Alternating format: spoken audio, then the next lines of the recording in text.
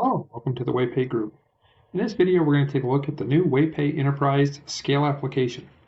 In this application, this can be installed on Windows tablets, or it can be installed on Windows PCs, desktop units.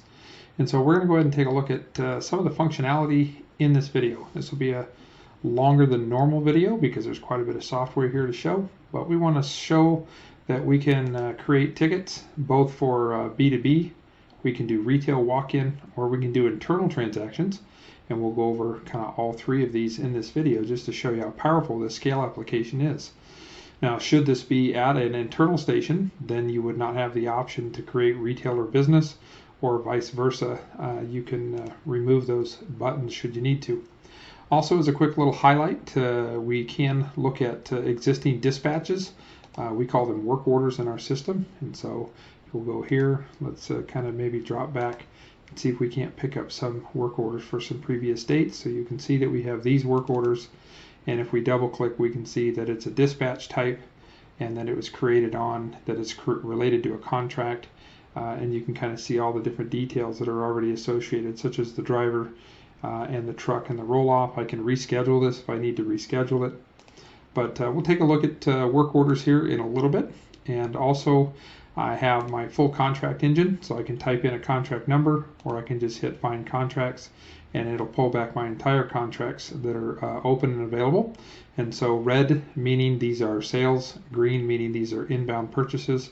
So you've got purchase and contracts, what have you. So purchases and sales contracts, and you have all the filter types that you need to search through your contract database, including just that. Now we've created an additional screen that allows us as a truck driver, or a truck scale I should say, to simply say, ask who are you hauling for?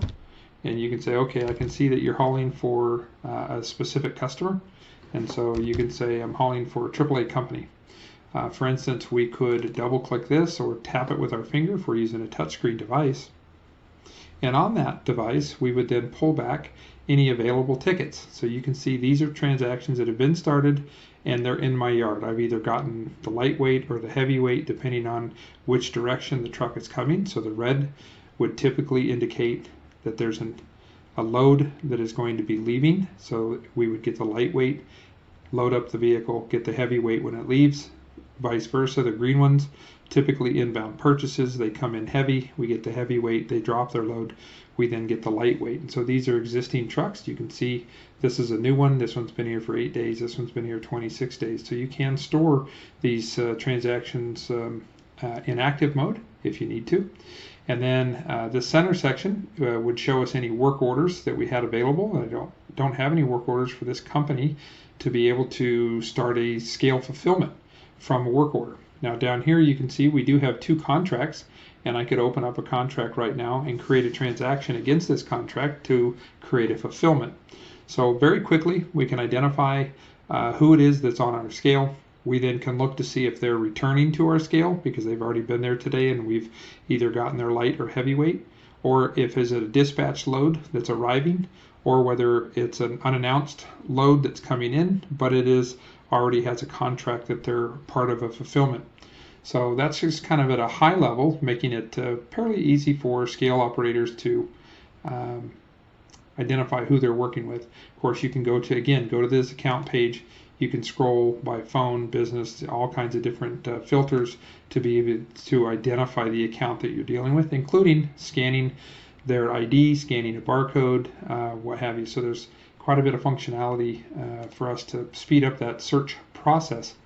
So in here we have active tickets for business transactions, for retail transactions. If I hit this more button, this will show us that under businesses we have business tickets, we have the inbound outbound, we have transfers between locations, and then we have a special ticket type called inbound point of sale.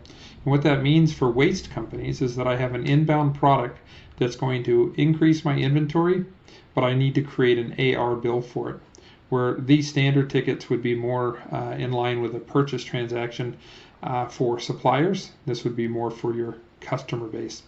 So under retail, we have similar, and this is where we're dealing with an individual, not a business.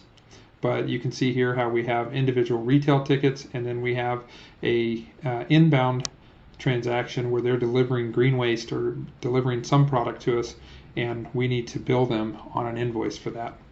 Under internal tickets, you can see that we got pile-to-pile regrades, create inventory packages or tagged items, and or production blends. And then of course you have our work orders, which we've already shown you, that are under logistics. So that's just some of the functionality that's in here. This of course would be scaled and configured to your business to be specific what you need. So it doesn't need to be that much software if you don't need it. So that's just kind of a little bit about our ticketing system and our scale system. And then of course, like I said, you can search through your customer database, look for contracts, look for dispatch orders, etc. We can also build finished goods. We're going to go through that in a second. But under billing, we can simply click on billing and we can go look at all available bills. We can go to a specific customer and look for their bills. We can go to a specific customer and look for all payments that have been made, specific customer payments, and or look at any checks that have been paid out or written on behalf of a supplier. So the system, if I were to click on that button, would then pull back my bills from the cloud server. Now you're going to see that I've got AP bills and I've got AR bills. And so you can see here that if I were to click on one, it is then going to allow me to do a netting. So I could take, let's say I unselect a few of these and I just keep these three. So you can see here that the customer owes me $12,151. And if I maybe take that one out, we're down to 11,000. So there's a bunch more tickets here. But let's just, I could have deselected all these with a single button, of course. But let's go ahead and just assume that at this point they owe me $48 because I've got this one is netted against this one and that's netted against that last AP. So I could accept payment. I could put in a note if I need to, and then it's going to draw these together or consolidate them. And as it consolidates these two APs with one AR, I can then go ahead and accept the $48.75 from my customer. So they could pay me by cash, they could pay me by check, they could pay me by wire, they could pay me by credit card. So we have all the payment options for them to be able to pay us. So in this scenario, we'll just go ahead and choose that they're going to pay by credit card, and then the system will go ahead and run the credit card machine, charge the customer, and then it'll return back and tell us that that payment was valid, paid by credit card on this date. So you can see here that we've finished this transaction. We've created a netting, and so we have the netting was 1406 for these three ticket numbers. So pretty a simple system, and then we can go back to any one of the number of screens that we want to return to. We'll just go back to the home screen. So that's the billing page. So we've talked so far, just as a quick recap, we've talked about transactions. We've talked about getting into multiple, whether you're seeing a single company, you want to see their work orders, their contracts, or any open tickets that you might have. Under work orders, we can specifically see dispatched work orders. Under contracts, we can see any open available purchase or sales contracts and do scale fulfillments against those. And now we're going to take some inventory packaging. So over here, this would be probably a tablet that's set over at your baler or set up at your warehouse, where we're going to create inventory packages, and we want to put labels on those packages. So I can simply click on that. I can then find a product such as wheels, and here for wheels we're going to create a box and a pallet because we're going to put them in a box. And then you'll notice that I've got scale connectivity and camera connectivity in order to do this. Now I've got this set up right now. Let me change my scale system. So let me back out of that real quick and then go back in, choose wheels, and then we can choose here to choose box and pallet. You can see we've got 3,000 pounds. It's going to automatically take a photo. I didn't have to do anything. It just, as soon as I hit accept, it took the photo. Is there a tear weight? If there is a tear weight, we can manually enter tear weight, or we can accept the system tear weight if there's a system tear weight. So the system tear weight would be set to the pre-known weight of the container, the box and the pallet per se. So I could either edit and override this, and so I can go in here and say, okay, so that was 12.5 pounds or whatever the weight is. Now I can print that label if I want to print the label. I'm just going to print it and save it for this video. But that's how quick and simple it is to create a pallet bin or box. And then we can go back into our inventory system and see those images and see that tag, when the tag was created, who created it, etc. Now we do have the ability to go to on stock inventory. And this is the inventory that we maybe want to prepare for shipment. So there's that box. We can, of course, go into, if we need to edit, reprint it, or void it, we can do that in case we want to make it reweigh it. Or I can just add it to a shipping list if I want to add it to a shipping list. So now we can go through and build a shipping list for my wheels. And you can see I've got a couple wheels there, and so I've added those to my shipping list. At this point, that shipping list is created. That truck can make its way over to the scale. I could, in a number of different ways, either ship against a contract or just go ahead and open up a ticket. So I'm just going to open up a ticket, and we're going to do an inbound outbound because our tickets are multi-directional. And then I am going to choose who it is that I'm selling to, AAA company. That's what I'm selling. And then I'm going to click on more options here, which gives me the ability to add the shipping list. And so those are the wheels that we chose. And so you can see whether you're shipping inventory loose, whether you're shipping inventory by the bins, our system allows you to pull this data in, and so that you can see all these different items. That list is now cleared.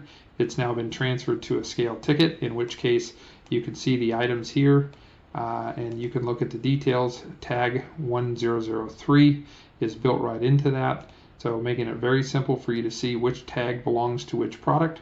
And in which case we could either A, finish this, or we could choose a hauler. So if we have a hauler on here, we can go in here and say, okay, AAA hauler is my company that is doing the hauling for me. And so now we've got the hauler, the items, and so let's go ahead and close that out. So we got haulers. We can also choose the truck type, which we also call container type. And so if we wanted to choose a container type, we could simply go and say this is an outbound load, and this is on a roll-off, let's say. And so we're going to go ahead and choose the truck type. So we've got our items, and then at this point, since we're not looking for that tear on that item, we can then create an AR. It'll print the bill of lading, a packing list, and ship the truck on the way. But before it does that, it's going to look to see if there's any associated freight rates that are involved. So you can see here that we have two different freight rates to choose from, and I'm going to choose this flat rate. So the trucking company that we have, the hauler, needs the $250. That's what we're going to create a bill for that hauling company automatically. And if there was any tarping fees or any surcharges, we could choose that, and then we could go back and finish this transaction. So the system itself went ahead and did a verification check and found that one of these tags was already not compliant. So we're going to go back and reset our transaction, and we are going to hit the reset button here. So for example, you have the ability to again create inbound, outbound, inbound transactions, show the available inventory for shipping purposes, and so you can go to brass and see that I've got inventory in my brass. If I don't have any inventory, then I can't ship. If I have this set to not allow negative inventory, which is an option that you can choose. So quite a bit of feature function across the ticket. One of the things to keep in mind with our system is that it is fully capable of both inbound and outbound multi-account transactions. So for instance, I can say that I want my trucking company to go to company A, and let's just say they're going to pick up some aluminum extrusion clean, and let's say we're going to just weigh this up just to keep it simple. But I could come back and say if there was another company that I was picking up from, I could choose that company. Then I could go choose tires, and then you can see here that this line item belongs to this company. This line item belongs to the first company, in which case if we're just going to do this and add that in, and let's go ahead and, I've got this price protected for now, but let's go ahead and add this in. So now you can see that we can bill, we're going to have two supplier bills, one to AAA Tire, one to AAA Company. Then if I had my hauling company on here, which is AAA Hauling, I could create an AP bill for the hauler, and I could create 2 AP bills for each one of these companies with a single transaction. So ticket number 6753 can create 2 bills for my suppliers, 1 bill for my hauler, and we can also get into processors as well if this was running through a processor. So just a little bit about our WeighPay scale application, taking photos, etc. So let's go ahead and close out of that one. Let's go back to this one real quick and show you. We have quite a few modifier buttons here. So you can obviously add to, take away from, or just do a standard net deduction if you need to do a net deduction. And or you can add what we call our ticket item fields, which means I can choose whether the material, these are all custom modified fields, user in modified. So you have up to 30 fields to choose from for additional data. You can also go in here and say, okay, I need to, for non-metallic purposes, I need to do a percentage of 5%, and we are going to do a deduction for that.